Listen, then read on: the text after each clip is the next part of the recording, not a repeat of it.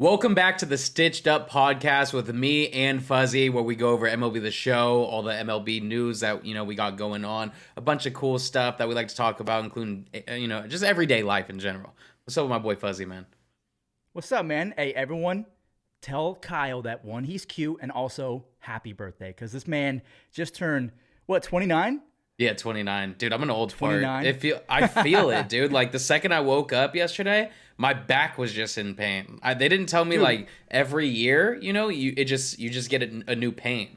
It was... Dude, my back has been killing me for like a month now. I don't know what age you start blaming the mattress or you just start blaming just age in general, but my back has been, my upper back kind of towards my shoulders, been killing me for a month now. Yeah, I think it's our age, man. I think it's around this age. It? Yeah, I mean, when I throw a freaking baseball right now, I feel it, man. Like, I have tendonitis from golf.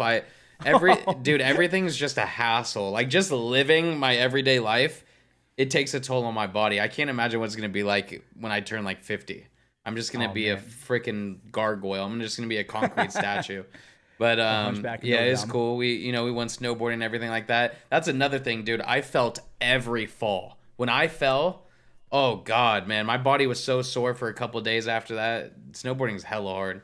I've never been skiing or snowboarding just because every time I've heard my friends go, something breaks or you just feel it for the next week. You're just sore. And I've been, I used to be really fat. I lost a bunch of weight and now I'm getting fatter again because I haven't been to the gym in a while. So I feel like if I just went to the gym or went skiing without going to the gym in between, I'd be so sore. Yeah, it'd be tough because, well, dude, the thing you don't realize, it's all in the knees and the legs and like the your thigh, everything, every part of your leg will just be so sore because you're using so many leg muscles that you don't realize. Like, I went when I was younger, and I was always skateboarding and playing baseball, so I didn't feel it when I was younger. But when you go at this age, and your legs aren't strong from working out, you haven't been doing anything, dude, you feel it. Like, it's crazy. I could not believe how sore I was. Are we getting in shape in 2024? Like the best shape of our lives, or is it kind of just Fuzz? It's we one should of do those... that before 30. Yeah, I know. We're almost Fuzzy, 30, like, bro. The thing that I'm starting to worry about, I'm starting to lose faith in myself, to be honest with you, because how many times have me and you said that to each other? Okay, fair point. You have a very fair point, but one of us did lose a ton of weight. Like, I lost 60 pounds. You did. So it is possible. You lost 60? Yeah, I lost 60 pounds. Damn. And I went from 230 to 170. I'm probably back at like 190 now. And I'll keep it real. I do have a codependency on food, and that developed over COVID. And I even remember the first time I took a test in college, and for some reason I bombed it, and my immediate reaction, like my bodily reaction, was, you need good food right now. And like that was the day my kind of codependency on food began. And if I have bad days, I don't know how you cope, but mine's food 100%. Like, all right, we're going to talk about Shohei Ohtani and set 6, guys, but I'm enjoying this right now with Kyle. No, yeah, I mean, guys, we have a point. We'll get there, but this is good. No, this is relatable too. That's a good point. I do think that I maybe I'm a little bit of both, but I actually am kind of the opposite. I feel mostly where if I feel like I've accomplished something good, or I feel like I'm just having a good day, I'll reward myself with food. You know what I mean? Okay. So I don't know if I necessarily like cope with bad things with food, but I don't know, man. Like, when I get cravings for like sweets or something like that, I have a hard time saying no to myself or controlling myself. Same, dude. Yeah, like, I'll find a way to justify it for myself, man. And I mean, by the way, Cougs is gonna come down like next month. I don't know if you want to come too. Adeline wants you to, but you guys will see how Adeline cooks. You guys at home, I mean, my girlfriend cooks amazing, and she cooks great food that's healthy. But there's a part of me that still needs to fill a void with like a cheesecake or something.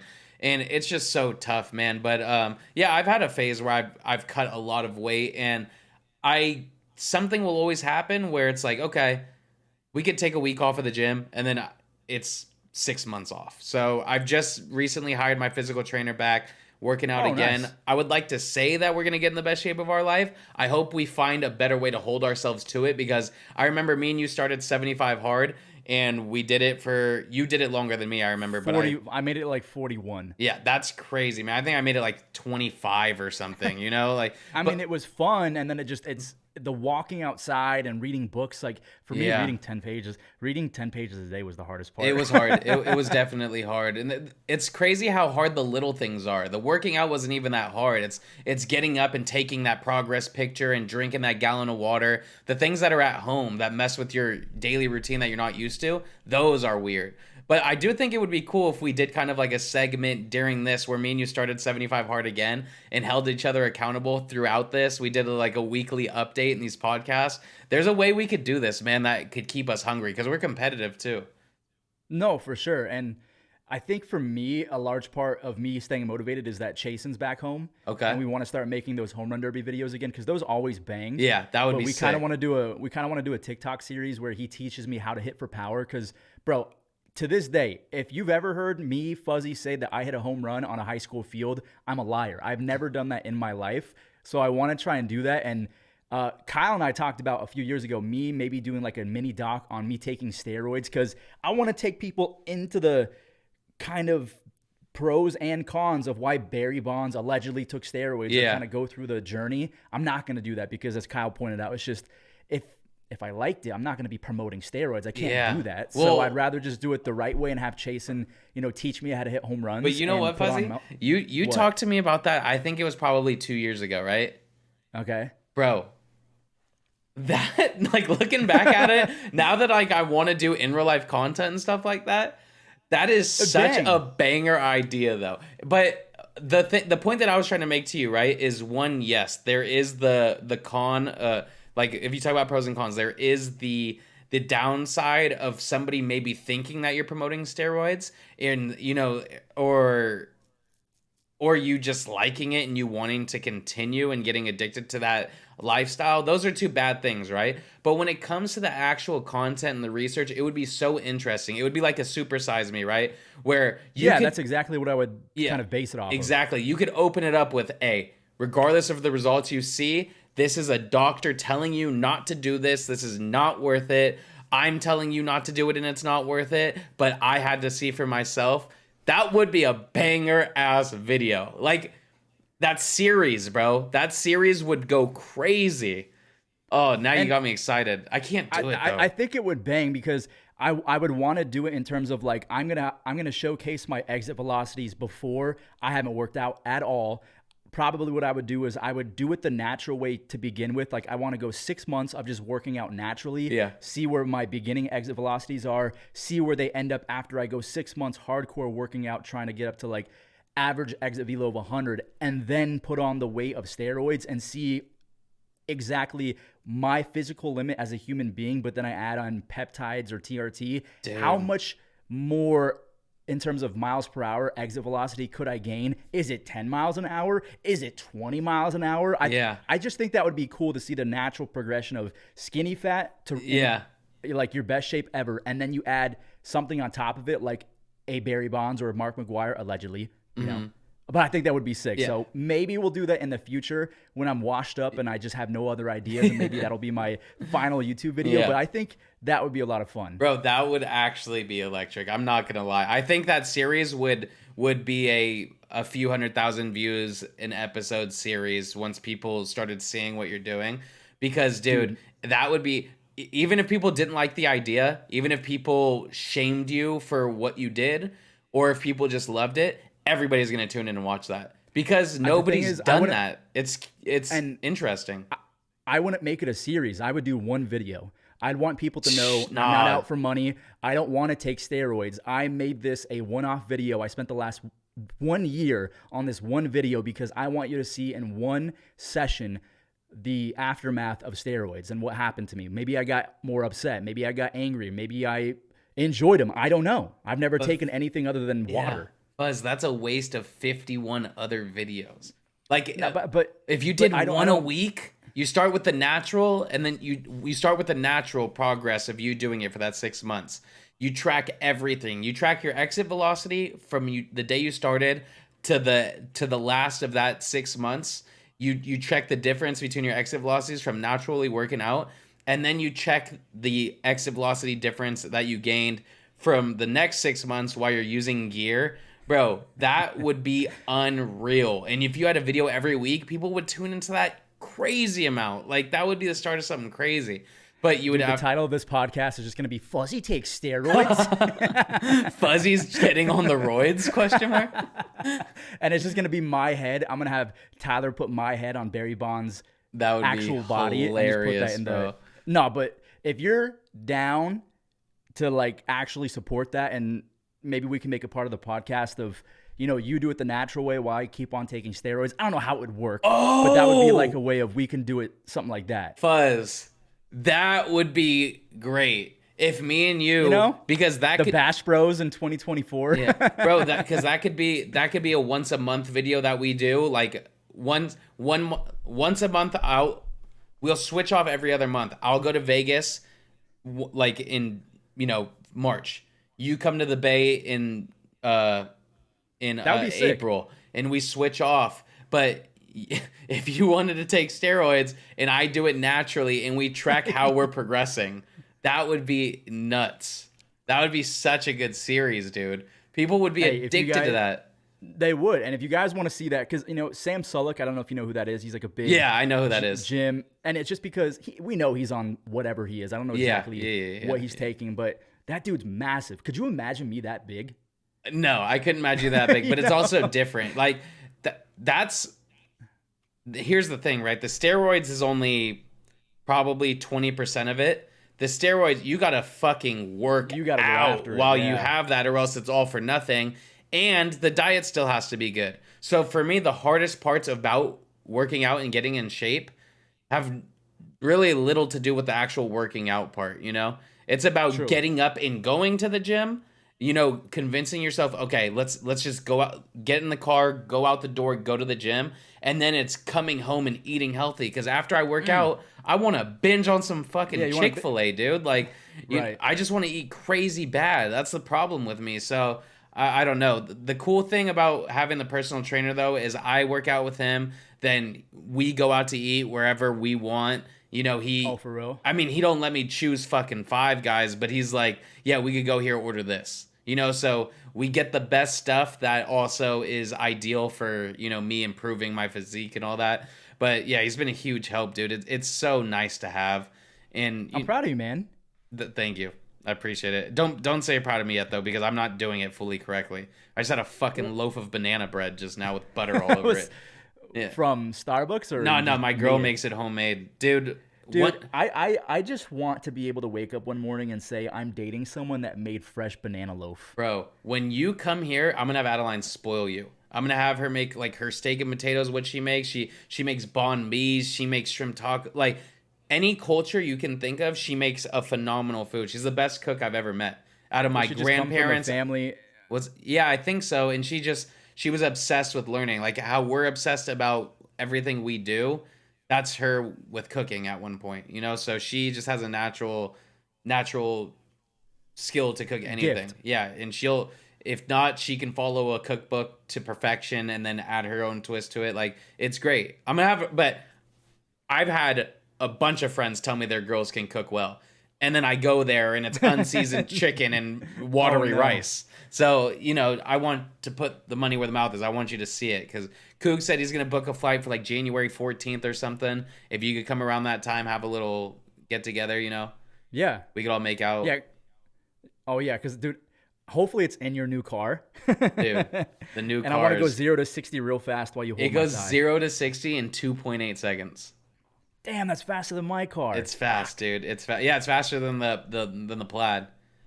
And well, I don't have the Plaid. I have the Model Y Performance, and it's like 3.6 or something. Yeah. No, 2.8. You said? Yeah. The reason I brought up the Plaid is because the Plaid is technically the fastest SUV. You know, right. And it goes. I think it's like 2.9 or something like that. But yeah, mine's 2.8. For you guys at home, 2024 RS e-tron GT. So RS model is the highest performance one. It goes so damn fast. It's crazy, but it's my company vehicle. So I'm careful with it. But at the same time, make sure you guys start making YouTube videos, okay? Do it. Yeah. Everyone can get Audis and Teslas as long as you follow your dreams and you make 25-minute MLB The Show gameplays, okay? Fuzzy, one thing that I do think is so funny, though, it's crazy. There's some people that think we're billionaires, which we're obviously not. But there's also other people that for some reason think we're just like living like not comfortably. You know, you can tell there's a lot of people that think like we make like minimum wage or something. Because man, some of the comments and the messages I got, they were like, "What? What else do you do besides YouTube?" Like, Right. you know, and I saw those. I was like, "Damn, like respect me a little bit, bro. I work hard for my shit. I do a lot." And there's Well, just I mean, a lot of it is just pure ignorance. A lot of people are still under the impression like TikTok and YouTube pay the same. Yeah. So like 1,000,000 views on TikTok isn't even worth the same as 10,000 views on YouTube. Oh, so yeah. when you get reminded that YouTube they pay out so much more than, billions of views on TikTok, that's when you start to realize like YouTube is really what people are striving for. When you have TikTok and you build it to a big enough platform, you instantly try and migrate everyone to YouTube. Yeah. So yeah, we do fairly well. Like we dropped out of college for a reason. Oh yeah, and let's just say my conversations with my children are going to be different than the conversations my dad had with me. When I grew up, it was all school or failure. Like, and with my kids, it's like, hey, I'm just going to be real. All the people I know that are making the best living, that have the most money, that have the most success, they all either didn't go to college and built their own business, or they went to college but are doing nothing that has anything to do with their degree. That's just me being honest. I'm not saying that that's the move. No, I'm just telling you my personal experience. All my friends that are the most successful right now did not take one class in college. My dad didn't go to college because he started a business first. Like everybody that I know that built something for themselves and that are their own boss making a ton of money are people that didn't go to college or aren't using their degree. They went a completely different direction. I hate to say it, but same. Yeah, it's crazy. I think that college on paper is a great idea. Mm-hmm.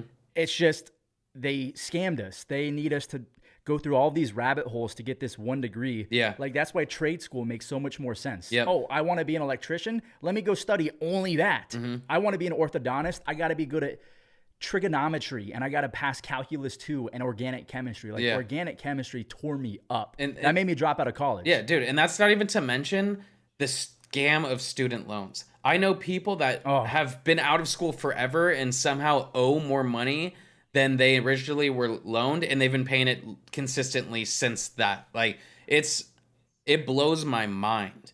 And then, dude, oh god, it sucks, man. The student loan part really sucks because like I like just reading up on real estate stuff, and interest rates and everything like that, or inflation and just how the economy works. And they're like, yeah, the housing prices or interest rates might come down. I'm like, why would you say that? And then someone said, well, the forbearance on student loans, it's over, so you now have to pay back your student loans. So a lot of people are going to lose their jobs. I'm like, what does that do for the economy? And I'm like, what's crazy is that mortgage rates tend to go down when there are a lot more job openings, when people are literally not working. And it's just, that might be in the pipeline because all of these loans are now having to be paid back.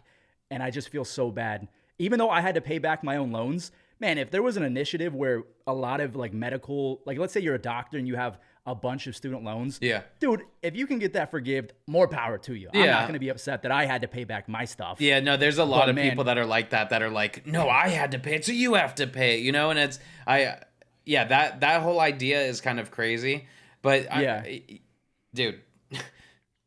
I get why it's unfair on paper, but also like I didn't know shit about finances. I went to college when I was 17. I was like a year early. Yeah. Dude, you're telling me, I went to college. I couldn't even drink or go to war yet, but I could take out a $50,000 loan. Crazy. Without knowing what APR stood for. Yep. And it'll affect your entire life. Like entire life. Yep. Yeah, no, it's wild. And then just another thing where once you get that degree, it's like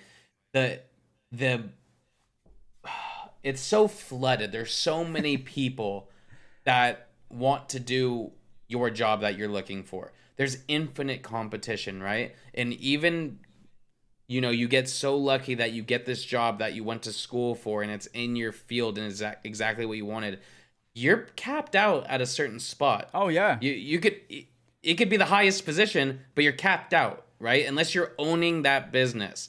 So I don't know, man. There's parts of it I don't like. There's certain jobs the thing that I have respect for are people like teachers and stuff like that, that they don't care about any of that. They just want a specific job because that's what they want to do. With that, by all means, go to school. I love that. If you have a certain job that you know you want to do, that's Pursue how it. school. Yeah, school absolutely can help with that. I also think school is great to teach people discipline and how to, how to become just a better person in the workplace. It trains you a lot for what you're going to do in the future.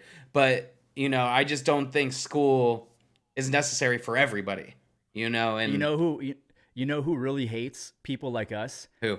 MLB journalists. Because they think Really? that because we didn't go to school and we don't have a degree in journalism, that we shouldn't have educated opinions when it comes to baseball. Yeah. I've seen it from, who's the girl? Alana Rizzo. She completely tore apart this one dude who reported that, remember when Orlando Arcia said, "Attaboy Harper"? Yeah.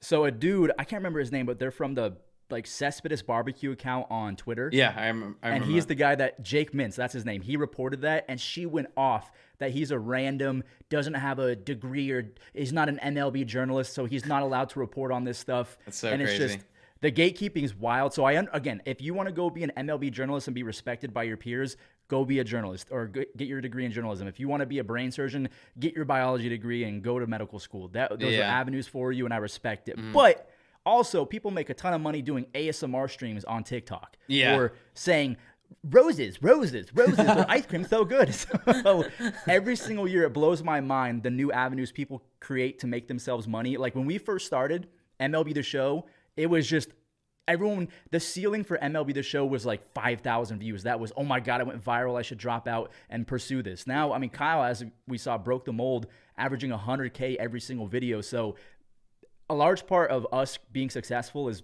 we definitely got here early into the scene, but go out and create new things. Go create a niche or a community and stuff like that. Yeah. So if you don't have an idea of what you want to do for the rest of your life, don't use college to fill that void. Take a year off. That's so true. Let your brain develop and then go back if you have to. And please don't take out a college loan that to pursue a major that you randomly selected. To satisfy your parents,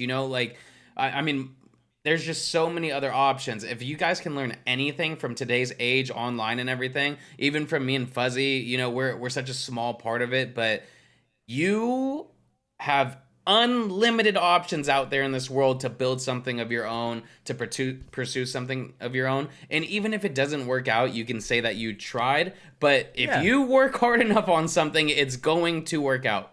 That's just how it is. There's just so many options nowadays. All you need is a freaking phone. That's it. There's so many options. Let's put it this way. If you guys are able to watch this podcast right now, you have enough resources to make something crazy for yourself. That's just, I learned that just personally, I started out with nothing, man, when I was doing the streaming stuff. Nothing. I had my little PlayStation camera that I had to borrow from a friend in order to do. I had just my PS3 that I was streaming off of, I had one monitor. I was doing everything, reading chat off of my phone. You can start from nothing, and if you're dedicated, man, it can go a long ways. So I just want you guys. I'm not trying to bash the school thing at all. Fuzzy's not either, because, school has brought a lot of good things to a lot of people. But I also know a lot of people that have found a passion outside of it. And that's an example that me and Fuzzy have. No, I agree. And you know who did not go to school? Who? Shohei Ohtani. Oh, well. We have more in common with Shohei Ohtani than people who went to college. Why is Shohei so mean? Dude, why is he a Dodger? Before we talk about set 6, because I'm actually interested in that, but today's not going to be the longest podcast, guys, because it's the holidays and stuff like that. But before we talk about set 6, is it going to save MLB The Show 23? Kyle, you sweet, beautiful angel, I got to ask you 2 questions. 1, how do you feel about everyone and their mother bashing the city of San Francisco? And 2, people using that as to why Shohei Ohtani did not come to the Giants, but it was good enough for Jung Ho Lee. Give me your whole spiel on what Posey said about, the perception of San Francisco. Even though it might not be true, the perception of it's dangerous, it's dingy. Ohtani goes to the Dodgers. It was good enough for Jung Ho Lee, but not good enough for others. Where are we at right now as a Giants fan, looking out on the horizon, the Dodgers are just winning in all aspects? So, okay. The way I see it, I think San Francisco is a fucking dump. I truly do. I took my mom to a play for it wasn't for her birthday. It was recent. I think I just did it. I took her and Mario to go see Lion King in the city, and it's the first time I'd been downtown in, probably 6 months or something like that. And I parked, let's say, 2 blocks away from the venue. Okay, so we parked in the parking garage. You got to walk across 2 blocks, and then you're there.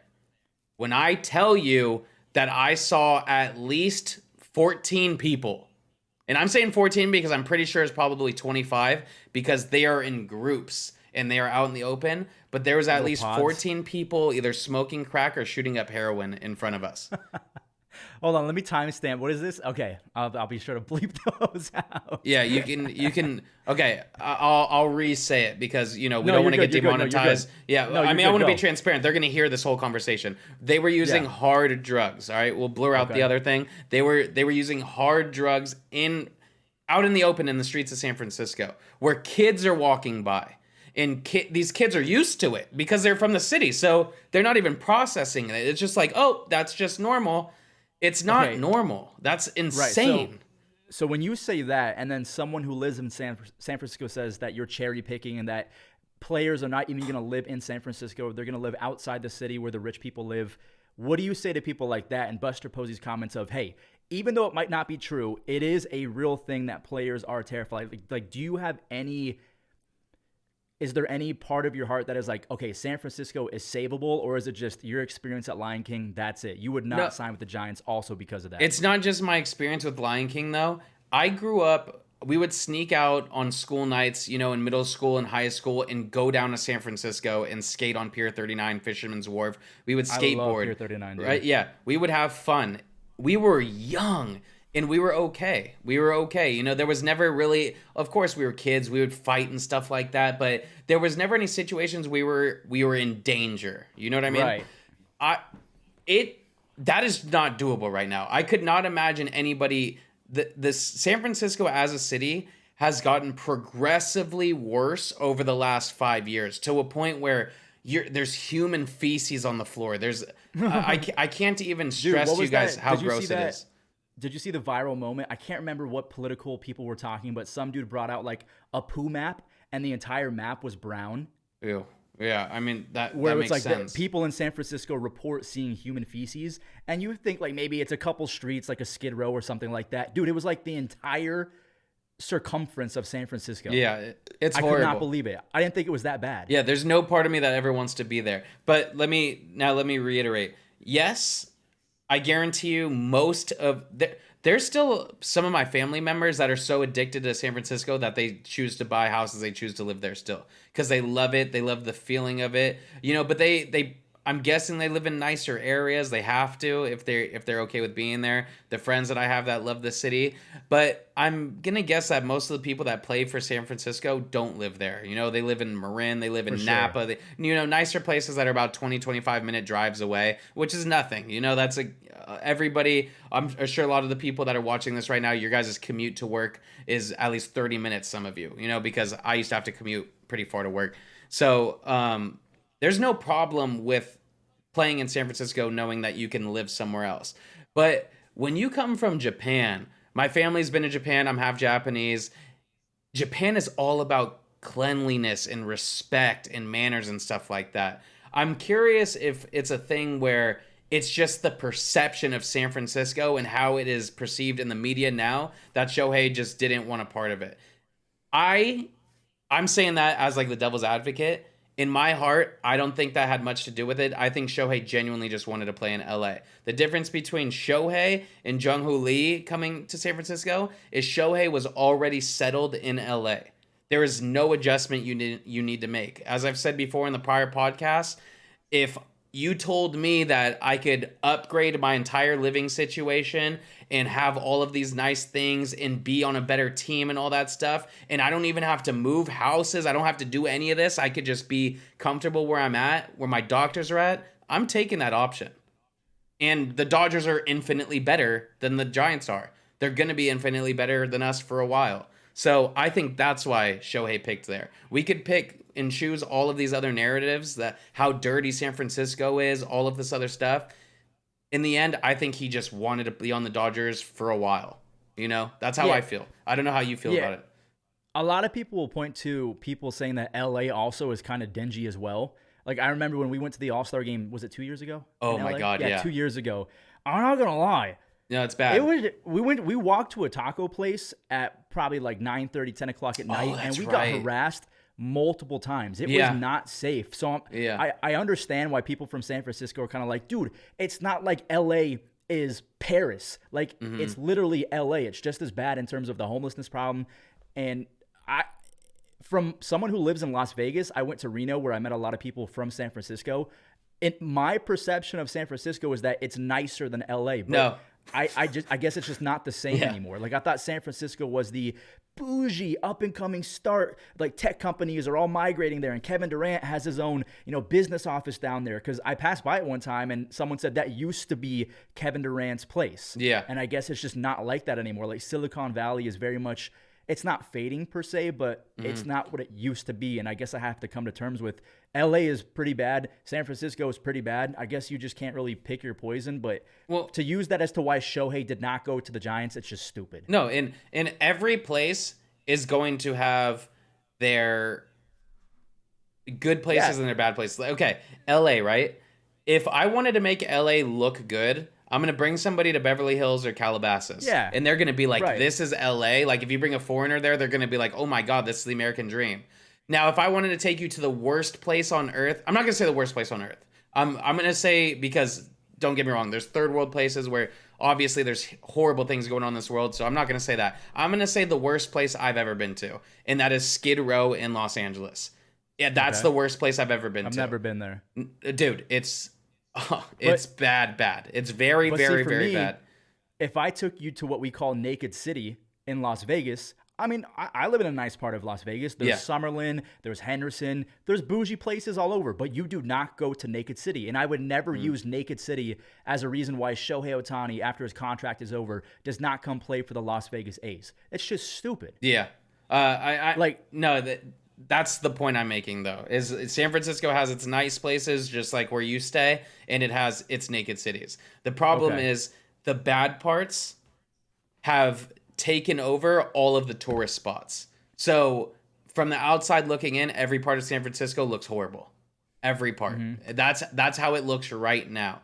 And that's the issue with... So do you think that plays more in the hearts of not the player itself, but the family member who is like legitimately going out into the town and living their life as opposed to just spending all day at the field? Yeah, because I guarantee you Shohei's family is more likely to experience the horrible parts of San Francisco than Shohei himself, unless he's going with them hanging out. Because that was Posey's perspective. He said, hey, it might not be fair, but these players are married. They have families. And it's usually the family being told it's not safe. Yeah. Not that the player would care because, again, they're probably not going to live there, but they're at the field 24/7 or they're on the road. Yeah. No, that's exactly what it is, man. And but you did get, I mean, you got one foreign player. You got Mr. Jung Ho Lee. That guy's funny. No, I'm excited. I'm excited for him. That's with the Giants, people keep asking me now that we haven't gotten Shohei, am I even more sad about the Giants not getting Correa and the Aaron Judge thing? For the Aaron Judge thing, of course. Like, that's a one of a kind player. That sucks. With the Carlos Correa thing, I trust the doctors, and I also seen the inconsistencies in Correa. That's a lot of money. I'm never gonna look back at that and say, God, I wish we had him. That's not how I feel at all. Now that this is all done and we didn't get Shohei, I'm glad we didn't get Correa because there's nobody that we were surrounding him by. Right now, we have a guy that, has a pretty cool ceiling with Jung Hoo Lee, and for only $18 million a year, with how much money we have, that's not that huge of a risk. We've wasted a lot more money on a lot more useless guys, pitchers that were way over the hill, stuff like that. And I'm excited that we at least showed we can bring somebody in, and hopefully, I mean, this offseason, dude, has just been treacherous. It is taking so damn long. It is taking so long. I mean, with Yoshinobu and with Blake Snell and all these guys, I know I'm not blaming it on Blake or any of these guys because I know they're just waiting for Yoshi to sign because he's the main guy right now. It's crazy that that one guy from Japan who's never pitched here can hold up the signing of a 2-time Cy Young winner that's already proven himself in the big leagues. I was thinking about that a couple of days ago. Like, on one hand, I do feel bad for Blake because he is a legitimate 2-time MLB Cy Young winner. Yeah. But because he's 31 and Yamamoto is 25, you're going to take the dude who throws 100 and is 25 years old. Yeah. But the thing is, he's never played in Major League Baseball. And for the most part, a lot of guys that come over, they are like Tanaka, Darvish, they've been dogs. So I really feel like Yamamoto and Roki Sasaki and even the guy like Amanga, I think they're going to be really good. It's just they're unproven. So when you have a Blake Snell, who is quite literally a 2-time Cy Young winner, he has to wait for Yamamoto to sign because probably Yamamoto is going to get more money. Yeah. Which is crazy. I would not that I feel bad for Blake Snell because he's going to go to bed a very rich man, even if he's getting paid less than Yamamoto. But it is kind of crazy that these guys are on the outside looking in and waiting for Yamamoto. But I think the bidding wars have officially begun. He's talking with the Mets, the Red Sox, the Yankees. The Giants are interested. The Phillies, Bryce Harper's on the phone with him. So, I mean, Ohtani's on the Dodgers. I don't know if that's going to play a role in Yamamoto wanting to go to the Dodgers. Because if it's Yamamoto, Glasnow, Buehler, Ohtani, Mookie Betts, Freddie Freeman, I love the Braves. I love the Phillies. I feel like the Diamondbacks have had an amazing offseason. If the Dodgers get Yamamoto, people will say, I'm not watching baseball. And I don't blame them. I really don't blame them. Foregone conclusion. Yeah, and I'm not trying to be salty because it is super... It will be fun to watch Dodgers games, right? But at a certain point, I mean, for you guys that are Dodgers fans, right, that are saying people are crybabies and stuff, I want you guys to look deep down, and if you guys are multi-sport fans, I want you guys to remember how you felt about the Warriors having Kevin Durant. I want you to remember that feeling because everybody hated us, and I understood why. It's like, once we got KD, obviously I was happy, but I was not like, fair. This is cheating. We just won, and then we just had a year where we should have won. We broke the regular season record, and then we add, at that time, you could argue he was the second best player in the NBA. You know, there's LeBron, and then there's him. So it's like, how is that fair? That's what the Dodgers kind of did. The difference is, to the Dodgers, benefit, they aren't winning anything. They haven't won anything legitimate in a very long time. Obviously, you guys can talk about the 2020 season, the COVID season. I'm not going to be that guy that's like, oh, it didn't count. But it was different. It was a shortened season. A lot of things change, so it's not necessarily a thing that... I don't know. I don't even want to get into that, but I just want to say that they haven't been winning anything, so I understand why they feel the need to get all these guys. But man, the way that contract went with Shohei, it left a super sour taste in my mouth because it's like, damn, they just found a way to be good forever. You know what I mean? But the thing is, Kyle, they didn't do it. Ohtani brought this to every single team. The Giants actually had an offer accepted from Ohtani. The Blue Jays also accepted his offer as well. So at one point, Ohtani had multiple accepted offers. He just had to pick where he wanted to go. So I didn't see that the Blue Jays accepted it too.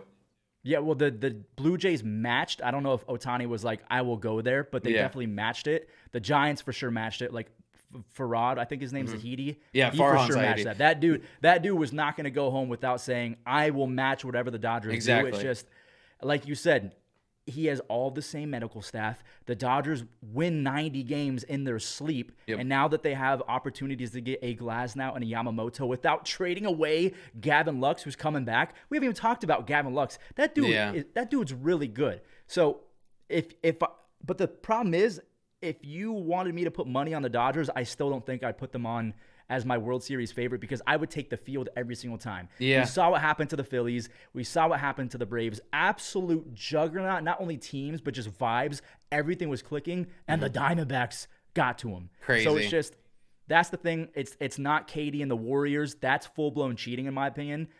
This is far from that. So even though Ohtani is on the Dodgers, they still have a lot of work to do if they don't get Yamamoto. Mm-hmm. And the reason why it's not KD and the Dodgers KD and the Warriors is because in baseball, one player can only do so much, right? Yeah. I mean, Shohei Ohtani, the best days you're going to be able to use him are the days where he's pitching 7 to 8 innings and he's hitting, right? Other than that, he's going to be up to bat 4 times. He can only impact the game 4 times, and that's the difference. You got to have that team chemistry. You got to be hungry.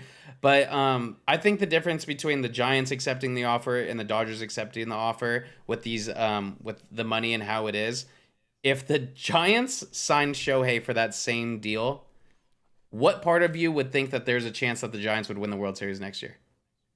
0. Okay. They are so many pieces away from winning a World Series. So many, it's not even funny.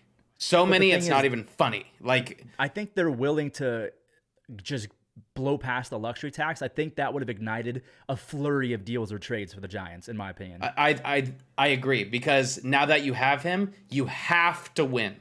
If you do not win when you have that contract and you're paying this player this amount of money, you can say the $2 million a year thing all you guys want. That's not what it is. We know how much he's 46. making. You gotta win. 46. You gotta. You have. You gotta win a few. You gotta win a few. That's it. A few, dude. In that 10 years, okay, not a few. A lot of people will say you gotta win at least 1 to make it worth it. I say you gotta win 2 to make it worth it. That's so much money, and you now have one of the best teams ever, damn near. You know, like that's tough. Multiple World Series is so tough. Like, as a Giants fan, I'd be happy with 1, and then the lasting effect of Ohtani helping my franchise for the rest of forever. No. Dude, if it was the Giants, I'd be happy with 1. I'm talking about the Dodgers with Shohei now. Oh, gotcha. Yeah, gotcha. no, Okay. I'm talking about the Dodgers with Shohei. The Dodgers clearly were making sure they get Shohei. Multiple. That's why I'm saying they need at least 2, in my opinion, for it to be worth it for what they did and for them to have, pride in having this, because he's a game changer for the culture. Don't get me wrong. That was a must sign for them. I have no issue with them signing him. That's what they needed to do, because they can't win right now. I don't know why they couldn't win without him, but with him, in those 10 years, when you're paying that amount of money, you got to win at least a couple. No, like I was telling you with the Giants, even if we signed him, we're not winning nothing. I promise you we wouldn't. There's just no way that we're not even close. And that's why it would have been, if I heard that initial amount of money, I would have been a little bit scared for us, because we need more than that, I mean, the problem with the Dodgers is that they don't care about money, because they have so many investors in terms of like creditors that they can borrow money from. And I think one of their investors is like $300 billion worth of whatever. So they're fine with money. And they have Mookie Betts, Freddie Freeman, and Ohtani all on deferred contracts. I'm with you. If they don't win 2, absolute failure. Yeah. Because if they just win 1, and Dodgers fans are going to say, oh, at least we won 1, but it's like, man, when you have that team, it's just like every year that KD was on the Warriors and we didn't win, we were going to be a meme, right? Right. If you're going to have that team and you're going to take that advantage and have that team, you got to do something with it, or you're going to look like a fool. So now the pressure's on the Dodgers. Make something happen with it, because I think it's very different. Remember when DeGrom went to the Rangers and he's like, I came here to win, and everyone's kind of like, you got $300+ million. That's probably why you went. And it was kind of not a Cinderella story, because the Rangers spent a ton of money, but the Rangers, they're cool. I would, if you pulled any Rangers fan, they're probably cool with their 1 World Series. They are over the moon. They came early, and wow, they're elated. But Dodgers fans, they would be looking for the next one. Yeah, well, the crazy thing about the Rangers, and the crazy thing about like what the Braves did, right? The Braves won their World Series without a couple of their starters and without Ronald Acuna, right? That's crazy. Yeah. The Rangers just get, one of the best pitchers in the league, if not the best pitcher in the league, and win the World Series without him. That's scary to me. I fear the Rangers more than I fear the Dodgers, because they've showed they can win it all, and they get DeGrom. What the hell is that? That is not fair. Kyle, so there's a guy that could legitimately be the next Albert Pujols on the Rangers. His name is Wyatt Langford, and he is one of the most complete prospects I've ever seen. If Wyatt Langford comes up, and he's Wyatt Langford, and then they get Scherzer and DeGrom back in the second half, it's gonna be nasty. You're telling me the Dodgers are better on paper than the Rangers? No, that Rangers lineup is still disgusting. Yeah, it's gonna be gross, man. I mean, let's put it this way: I would love to see a Rangers Dodgers World Series simulation right now. And I'm saying a simulation because I don't want the Dodgers to make the World Series, but I would like to see what happens, you know? Selfishly as a baseball content creator or just a baseball fan, I'm dying for Yankees Dodgers. I would be so locked in. Like, we've already admitted that we kind of tuned out to a few innings, maybe a couple of games of the 2023 World Series. I would not miss a single second of those games. Buzzy, if Shohei Ohtani goes to the World Series, I'm doing in real life World Series content myself too, brother. It's gonna it's gonna say MLB recap parentheses Kyle. And it's just gonna be like, hey guys, welcome back to MLB recap, Kyle. We're talking about this today. Like, dude, that would be so good for fucking baseball, man. It would be so good. I'm gonna copy strike you so fast if you do that. Just ruin our friendship. It's just like, Kyle, what the fuck are you doing? Dude, I'm making a living. Leave me alone. Hey, you know what? We're going to talk about MLB The Show now because it's a perfect segue of just...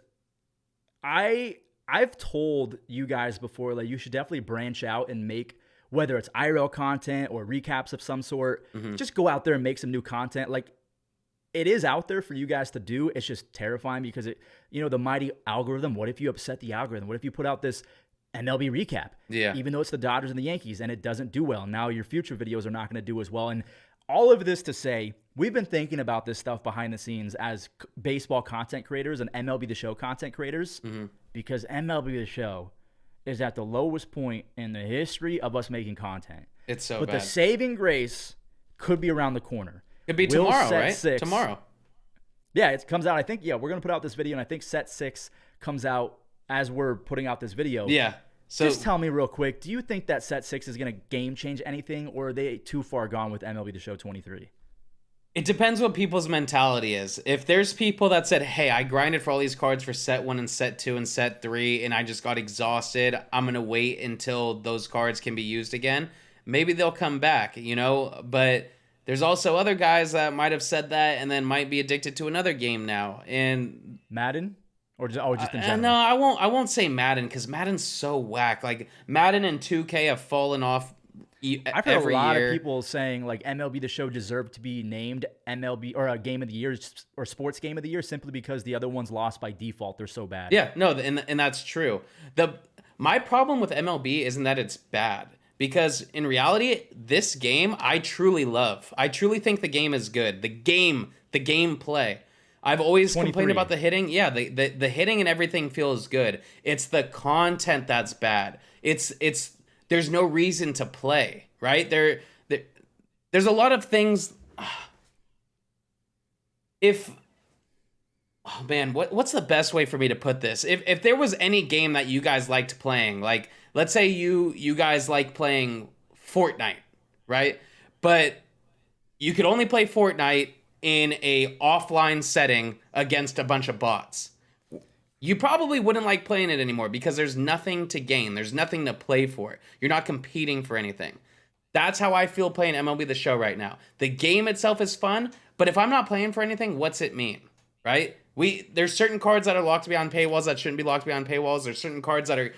the way they did everything is so horrible, and the sets are bad, and right now we're playing, and there's nothing to even unlock. It's crazy to me. They did such a bad job with the content. If they focus on next year, just saying, hey, we'll keep the same hitting engine for this year, we'll keep the same pitching engine, there's minor tweaks they can make, but if they just focus on how to make content last longer, make the lifespan last longer. It all relies on the content and how they release it. That's all it is. There's no reason this game should be this dead in December around Christmas. We should be getting some of the best cards, waiting for some of the best cards right now. They just got to find a way to do it. And I'm going to be so vocal about it because I want them to know how close they are. They're close. But yeah. The way that I would put it, and let me know if this even makes sense. When a new set comes out, it's almost like, did you ever have memory cards on your GameCube or anything like that? Yeah, of course. It's almost like your memory card got corrupted. I'm not excited to do the same grind all over again. Oh, really? So you're not looking for the Set 6? That's how sets feel to me. I have to now do the same grind I already did.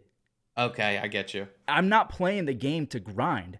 So if my memory card fails, fuck, I got to do the same thing all over again to get the same things. But I got to grind every single set, a brand new program, but it's the same grinds for a different 99 Kyle Schwarber. Yeah, but real quick, like to play devil's advocate, are you talking about for set 6, or are you talking about that's how you felt for the other sets? That's how I feel, and it really, like, all of the sets. Okay, so from 1 to 2, I liked it, and then 3 came around, and I started losing some of the cards that I really held close to me. Yeah. And then 4 came around. 4 lost me entirely. Okay. When most of my favorite cards were in sets 1, 2, and 3, and then most of them got phased out from 1 and 2. I was out. I was gone. Yeah. Set 6. I hate to say it, but it's been kind of exciting. No, it was in the future, because I am excited to make a full steroid team without having to choose between Tatis or a juiced Nelson Cruz. Yeah. You know what I'm saying? So they have the idea right in front of them. Just, you should not be holding back cards that people grinded for. No, you should not. It makes no sense in the world. If I want to make a full-blown Padres team, I got to choose between using the captain's Fernando Tatis to make my team better, because all of the other good Padres cards are locked behind sets. Yeah. No, and that's the thing that I was going to say when it comes to set 6, is at least for set 6, and I realized this while playing the event, because the event lets you use like a bunch of players from the previous sets. I was like, damn, I forgot about some of these guys. Like, I'm excited, because in set 6, even if you're sick of the grind and you don't want to grind anymore, once set 6 comes, you've now unlocked every card you've ever used. So now you don't even need to grind for anybody else, because there's enough God Squad guys to use in the past. Now, if you didn't really grind, you might have cards that don't really keep up with other teams, and that's kind of what sucks. But what would you think, Fuzz, if this, just like you said, set 1 was fun as hell. Set 2 was fun, because it was like, oh, this is something new. Then set 3, you're like, oh, this again? Then 4 and 5, you're just like, dog, get me out of here. It progressively got worse, right? Would you agree? Mm-hmm. Oh, yes, 100%. This is the first time I've thought about this. What would you say if there was 4 total sets, and instead of however many days it lasts 2 times that amount? So you have set 1 that lasts X amount of months, set 2, X amount of months, set 3, X amount of months, and then set 4 is when everything unlocks. Because that might be that thing where it would feel like a new game is releasing every few months, but it wouldn't be right away where you have to regrind again as soon as you finally get your team. Do you think that could potentially work? Only if they put out some sort of method where you could still use all of your cards in online play, whether it's with a captain card, whether it's with an event. If they can do that more often, where I can use all of my cards at once, I'm cool with that. Okay. But if there's any point where it's like I'm going weeks and months without being able to use all of my cards, like, fuck off. I'm not doing that. Yeah. Because that doesn't make any sense. You're forcing someone to play a game in a way that they don't want to. You should never do that in a business. Yeah. And I'm not even a business guy. Yeah. I don't know what I'm talking about. I dropped out. But I feel like forcing customers to play a certain way is not good for business. And obviously it showed, because no one plays MLB The Show anymore. Yeah. No one. You know what part I think is kind of disgusting is, it's one thing if you get these program cards and they're locked behind a set, but when you have a 1 million stub card like Ellie De La Cruz or Mickey Mantle that in a chase pack, and you're having people buy packs and spend real money to get these cards just for them to be locked in a month, that's scummy, dude. You know what I mean? That's the thing. There's certain cards, these BR cards, these World Series cards. If you earn these guys, they got to be core cards, man. They got to. Yep. I don't know if sets is here to stay. I have a bad feeling that they are. They got to make a serious change to them and just make way more core cards. They got to be more selective, because there's certain cards that you get that need to be used forever. These collection cards, I don't care if you have to unlock 120 set 1 cards. Whoever you're locking those cards in to get and unlock needs to be a core card. There's certain cards that just have to be core cards, because like season 1 Hank Aaron or whatever season he was. Yeah, season 2 with Hank Aaron and Randy, those need to be core cards. I 100% agree. They just have to be. The other cards I use to get them, fuck it, dude. If they're programs, the Team Affinity cards, make all of those cards behind sets. That's fine, because that's designed for that certain time. But when you're collecting all these cards, that's when you're asking people to do a lot. That's when people are putting in money, putting in all this time. they can't just be to unlock somebody that's not usable after that first month. And I mean not usable because even in set 6, a lot of these guys aren't good enough. You know, the thing that I'm worried about, man, is I know how close they are, but I'm scared they're not going to make that jump. I'm scared that they're not going to figure it out. And I think they could. It feels easy. It feels like what? It feels easy to figure out. It truly does. Like, to me, it feels easy to figure out. I feel like it's close, and there's got to be a way for them to figure out how to make this last, how to make the lifespan last, because it used to not feel like this, man. Like, in 2021, I remember looking at my YouTube videos and seeing that in December, there was guys I was using, there was fun team builds I was using that were getting so many views. I was getting more views in 2021 around this time than I am right now. That's crazy. Because really? Yeah, I'm pretty sure, dude. I think I was, because, dude, don't get me wrong. I've had an incredible year. But oh, yeah. But it seems that the drop-off was more significant this year than any other drop-off. It's much more steep. If you took the percentage of how many less views I have from December to how I did 4 months ago, it's got to be a higher percentage drop-off than it was in 2021 from December to April or whatever it was. You know, like instead of a maybe 20% drop in viewership, it's like 60. Well, dude, right now, I mean, like you said, I was around 100,000 views at its peak, you know, and then when it was kind of falling down, I was still around 60, 50. Right now, I'm like at 25, you know, so it's I would say it's about a 60 to 70% drop off from that time. What do you say to the people who are like, content creators only care about views, and then content creators come back with, yeah, if we're not getting views, that means people don't care about the game? Well, yeah, it's two things. When you guys say content creators don't care about views, that's like you saying you don't care about your own, or us saying you don't care about your performance at work. This is our job. You need to remember that. I know you guys don't like hearing that. We do it because we love it, but it's also our job. This is how we pay our bills. We got to worry about this stuff. Everybody worries about how they're going to get their next paycheck. Everybody worries about their own career. We're all humans. We are all the same exact way. When you see your job slowly performing worse, it makes you freak out, dude. Like, that's just the truth. There's so much anxiety behind a job like this because you need everything to go right for you to maintain a position that you're at. I had a great year that I'm very thankful for, and all I'm worried about is next year it being gone. And every content creator thinks like that. And if you're a content creator and you're watching this right now, I know you felt that, and just know you are not alone. It doesn't matter if you're a big content creator or a small content creator. We can relate to you. Every year, no matter how good it is. If it's good, you're going to be worried that it's going to be gone. If it's bad, you're going to worry that it's going to last forever. I go through this phase every single year. You can ask Fuzzy, dude. Mm-hmm. It's the fear of falling off became much more real this year. Like, is it possible? Because we always had this kind of cycle of, you know, views have slowed up, blah, blah, blah, but we're going to come back around. I feel like they did such a poor job at creating this game to be like a fun game to play that what if there is no next year we'll just get at them? What if people legitimately are over MLB The Show? What if they killed it? Yeah, that's what I tell you every year, bro. You remember the first day this game came out this year when I had that amazing stream and my first video got like 70,000 views and I was just like, I called you tripping and I was just like, dude, this, even though it was a good start, I was like, this day performed worse than my last 2 years. Is it just going to progressively go downhill? Now, the reason why I'm going to make us try to feel better a little bit is I can only speak for myself. 2021 was really good.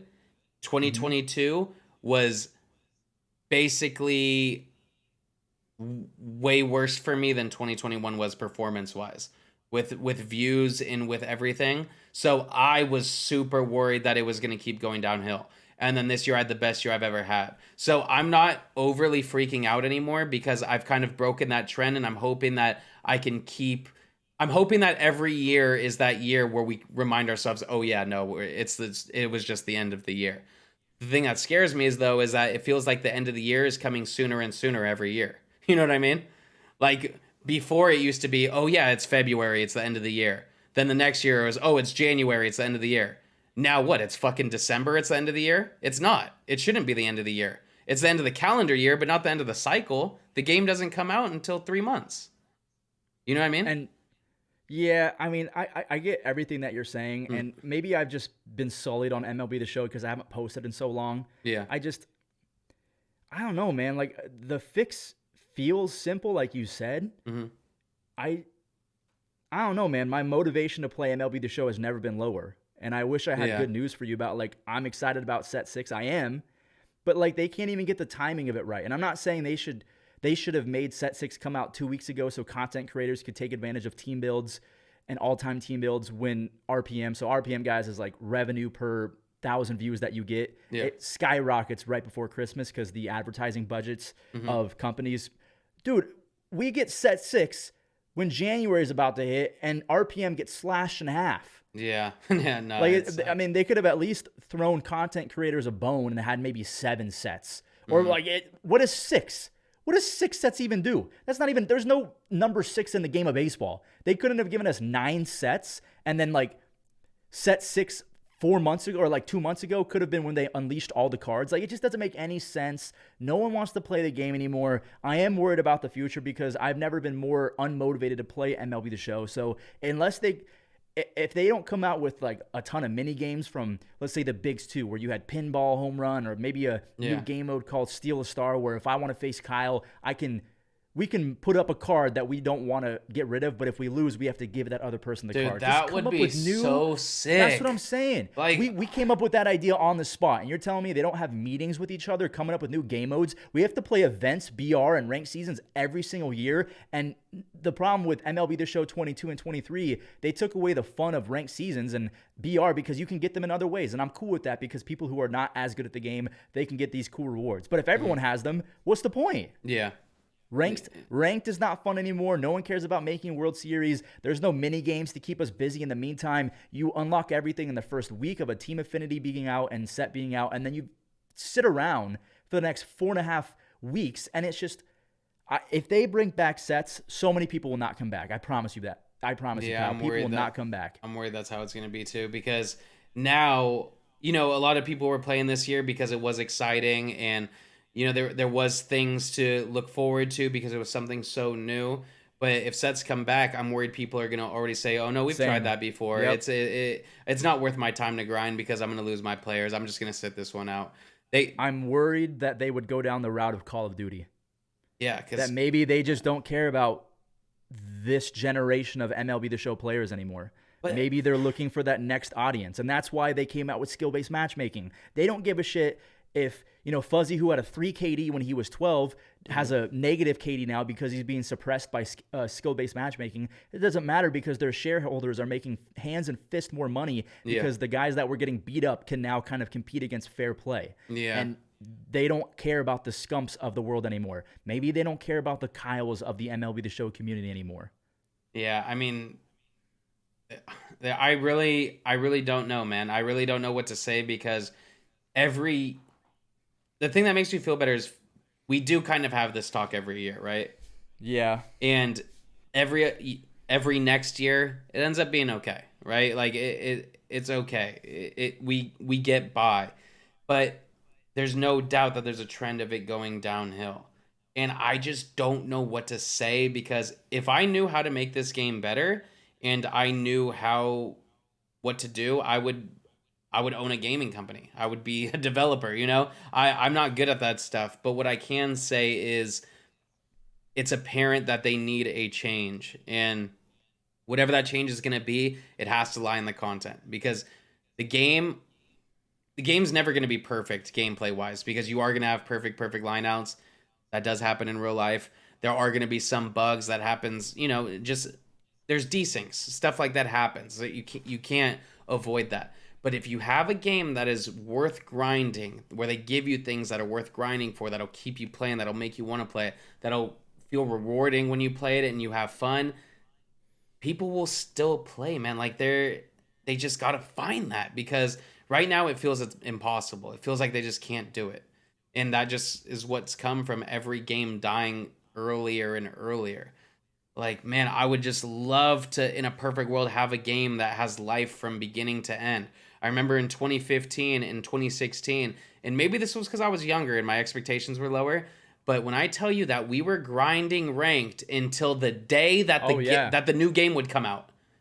There was no slow period. There was no anything. And I wasn't even doing content. It was just solely out of the love for the game.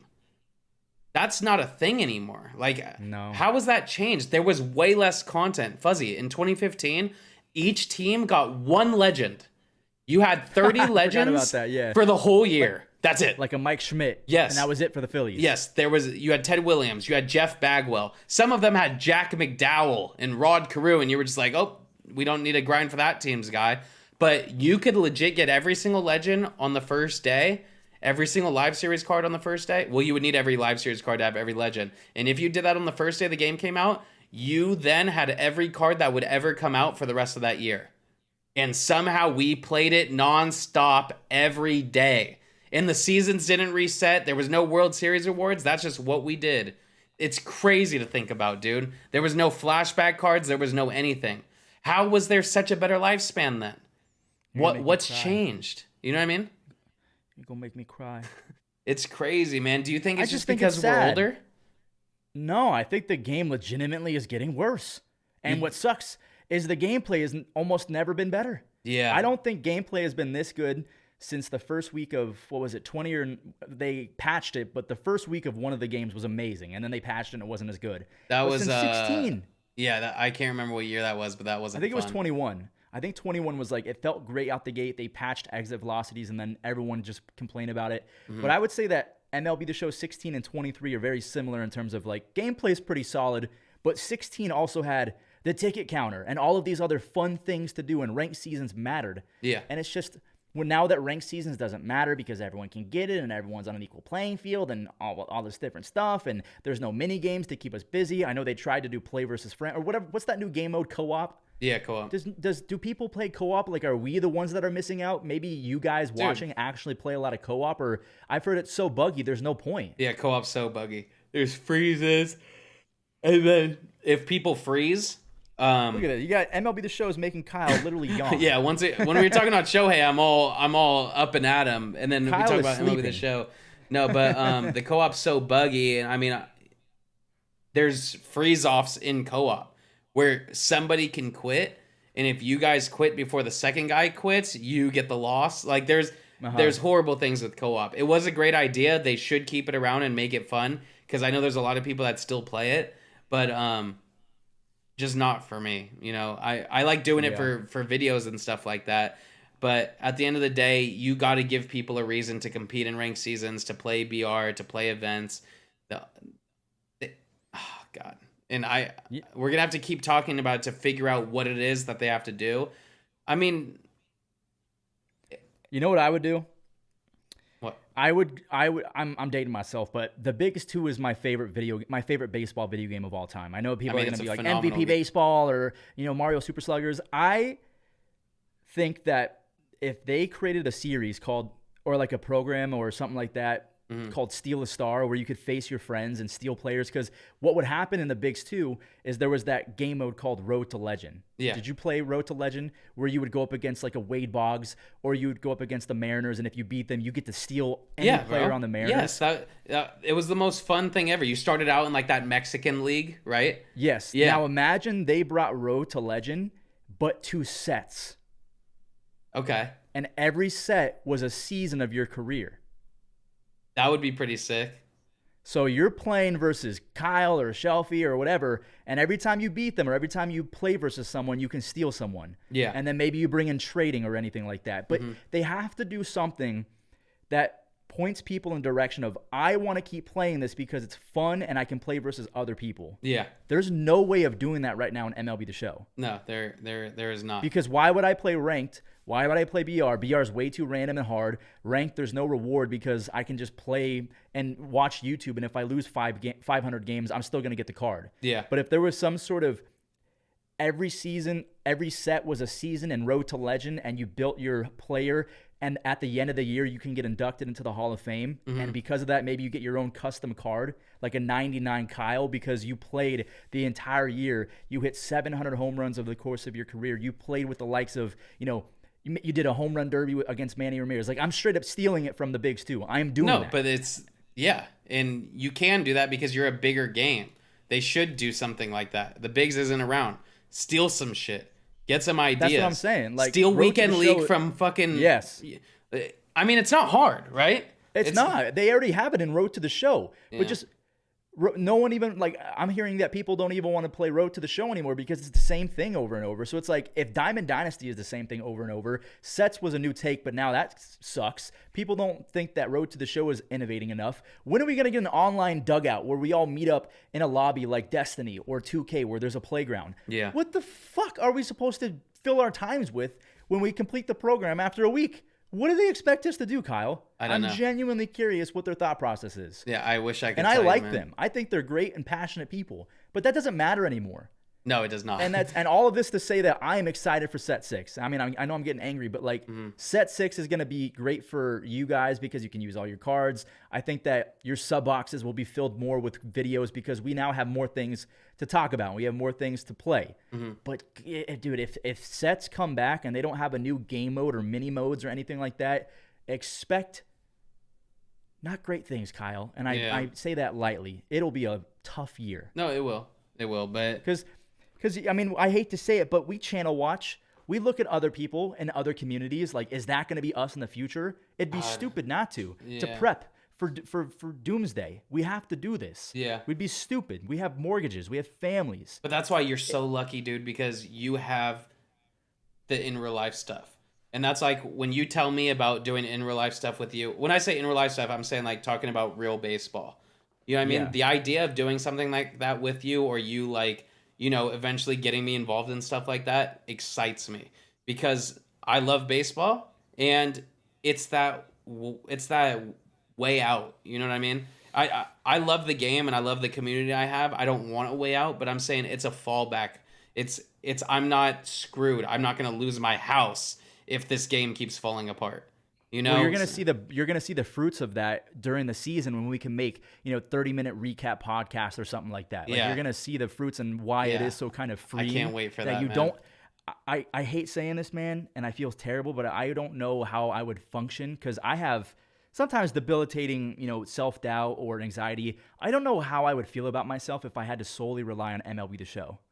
It's tough. I don't know how you feel, like, in your heart, how Kyle is like, I know everything's going to be fine 4 months from now when the new game comes out and, Shohei's playing for the Dodgers and baseball's on top again. And I know we're going to have a great year and you're going to crush it and you guys are going to love the videos. We're going to be rejuvenated, but it's a little bit worrisome right now. And I have never been worried before because I was always optimistic. This is the first time where the optimism is slowly waning. Dude, and I hate saying that. But Fuzzy, I don't know if you remember, we were this worried last year.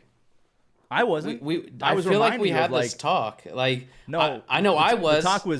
The talk was you were worried, and I had my best year ever, and it was like, dude, we're gonna be fine. We do this every single year. Like, we psych ourselves out. Yeah. And then it switched where I had my best year because that's why I'm a little less worried this year than I was last year, because it's just this year was the reminder where it's like I know I work hard.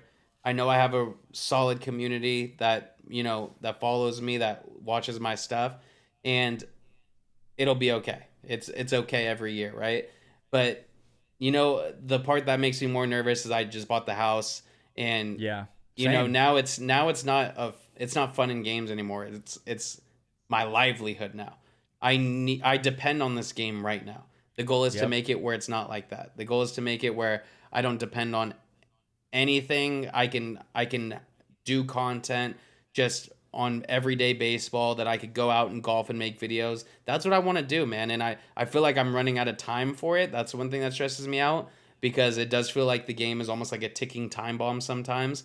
But at the end of the day, every first day of the year, everybody's excited. Those first few months are electric. That's what I do this for. That's what I live for. So hopefully it just stays like that, man. That's all I want. But see, and I want that as well because I fortunately have the other channel to focus on. Mm-hmm. So that's why I'm so passionate. If MLB The Show falls off, I still have my main channel. I can go make home run derby videos. I am this passionate because I care about you guys and I care about the viewers having a great game to play. Yeah. And that's just not happening right now. So if I have to, throw a few fucks around and if I have to, maybe ruffle some feathers and maybe not get a free box, I'm down for that because I would rather have a game that's great than me get a free copy of MLB The Show. Yeah. And I just want you guys to be on top. And if you guys have any whether it's a Steal a Star or Road to Legend or any game mode or mini game that you can think of that can possibly be added to online play that you can think of that's fun, let us know in the comments, because please I don't know if developers watch this podcast or if they skim through and get constructive feedback on an hour-long video. But if the off chance that Ramon Russell sees one of your comments, recommend something good down there, because we desperately need some ideas. And I don't know what kind of brainstorming they're doing, and they have the right intentions, but man, we need some new, fresh ideas. And if you guys have anything, let us know in the comments, because please. I'm excited for Set 6. I mean, moral of the story, I am excited. I have some great team builds in mind. I'm going to come out with all-time teams for the first time, and it's going to be a great, in my opinion, end of MLB The Show 23. But man, Set 4 to 5 turns so many people off, and if you guys are turned off forever, let us know. Yeah. But that's all I got for today. No, me too. I'm happy that we got to talk about that, because it's been really weighing on me, because I've been looking at my gaming dashboard like, dude, I haven't posted a gameplay in a month. I've never done that before. Yeah. So I just wanted your take on it. That's what sucks, is when that, you know that usual guilty feeling when you don't post and you're just like, damn, man, I should have posted today. That's gone away. Where it's just like, oh no, of course I didn't post MLB today. It's starting to get exhausting. I hate to say it, but I felt like that. Like, why would they want to see a video where I'm clearly not passionate about it? So I just don't post it. But I will say I am excited for Set 6 tomorrow, because I do have a lot of video ideas I've been sitting on. I'm ready to do. I will be posting every day now, because it'll be easier, because we could use all these cards. But hopefully we see a little jump. And you know what? It would be nice if everybody did see a jump and they see, oh wait, the game performs a lot better when everybody can use the cards. Fair point. So we'll see what's up. But yeah, I mean, for today, I think that's all for us. Like, there's not much else we can say about MLB The Show, man. I mean, it's at a point where thankfully Set 6 is coming, because Yamamoto's taken forever. I mean, baseball's at probably the lowest point of the year right now, and we appreciate you guys watching. Every view means the most to us, and definitely. If you're still literally, if you're caring about baseball on December, what is tomorrow, the 21st, whenever you're watching, it's probably late in the year or early January, if it's a couple weeks from now. Shout out to you, because it's tough right now. So huge shout out to you. Yeah, thank you guys for the support, man, for real. Yeah, I mean, we love you guys. We're going to try to get these episodes out as often as possible. Obviously, with the slow off season, it's been a little bit tough. But I was in Tahoe and stuff. But Buzzy, I love you, baby. Oh, I love you too, Daddy. And once all of the signings are done and trades are done, and we can start ranking teams and grading off seasons, it's going to be a lot of fun. So you guys have a lot of cool content coming. Set 6 coming out. Like, hey, we're close. We're close, man. Baseball is less than 100 days away, so the horizon is near. I can see it, the light at the end of the tunnel. But right now, it's glimmering. It's just out in the distance. But it will be fun, you guys. Yeah, it will be fun ranking all the guys, all the team grades on pickups and stuff like that. I mean, we just need something to be excited about, and we'll be good. But I got to see it first. With the MLB The Show stuff, put me in a sad mood. Well, it'll be okay though, right? No, we got a lot of things cooking behind the scenes, and we're going to get in the best shape of our life, and I'm going to do a lot of steroids, and it's going to be a great year. Yeah, exactly. All right, Fuzzy, I love you, man. Everybody that listen, I appreciate you guys, man. Thank you so much. Yeah, do us a favor, guys. Leave a like, share with your friends, click that subscribe button, do all that crazy stuff, and do me a favor. If you guys are cute, use code Kyle or Fuzzy on Underdog Fantasy, and you'll be even cuter yourself. Yes, you will. You will absolutely be cuter. I love you guys, man. Thank you. Love you, Daddy. Be safe, man. Yep. Peace. Bye, guys.